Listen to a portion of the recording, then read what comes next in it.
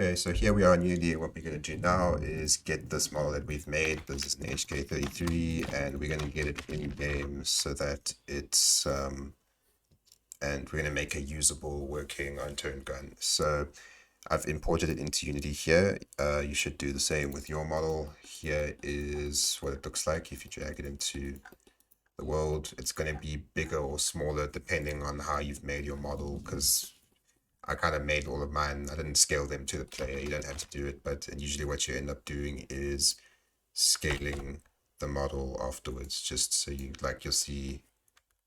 Maybe not the, but these are basically all scaled. So by default they won't be scaled, but this is scaled by like 4 times. Anyway, not very important. So how do you go about doing this? So basically, all modding is really is you steal whatever Nelson's made. So you can search for is like Maple Strike. All the prefabs are in core master bundle items gun Maple Strike. You will need to import this if you don't, if you have no clue what I'm talking about. These are all of Nelson's examples. You can get them in your game directory. You should, if you, okay, I'll show you how to import them quickly. It's go to your unturned directory, go to bundles.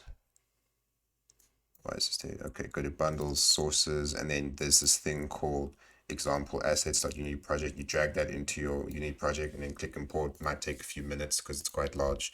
Anyway, and then what you do is basically every usable gun is in its own folder. Here's the Maple Strike folder, and it has a bunch of different things. So it has a model, it has an item prefab with like a model.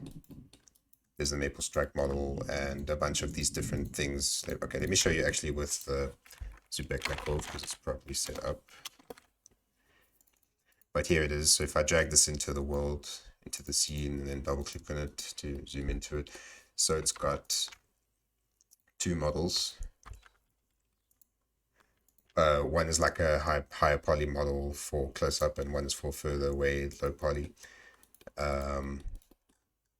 You can see more of that here, and then it's hooked up to other Ds. So when you zoom out, you'll see the smaller one if you can see what's going on there.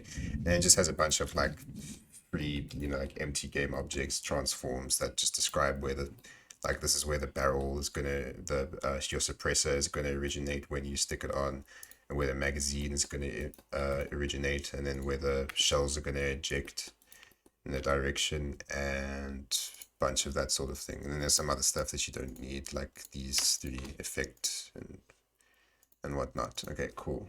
And then lastly, there's just there's this hitbox that you can change, and this is just for when you drop the item on the ground, and it collides with the earth. So that's all that's for. Okay, so let's get into it. So what you usually do is you just duplicate whatever Nelson has with Control D to make your own folder.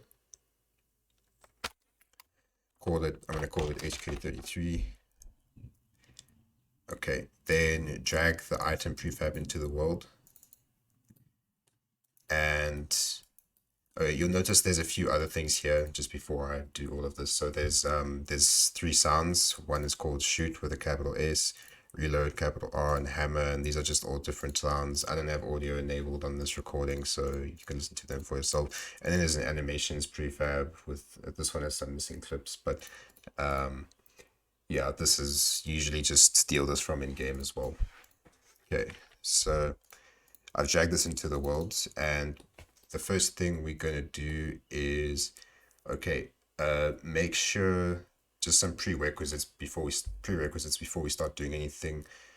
Make sure your selection tools here, make sure that this is not on center. It should be on pivot. If it's on center, it shows the center of the mesh, which you'll see if okay, this is like the true origin if it's on pivot, but if it's center, it shows the center of like the entire mesh geometry, which is, and if you're trying to align stuff, it completely throws you off. So you never ever want to do that. Okay. And then you can be on local if you want, or global, as long as you understand the difference. Hopefully that's not too hard to understand. Okay. So I think I can stop here, and in the next video, I'm going to set up the model.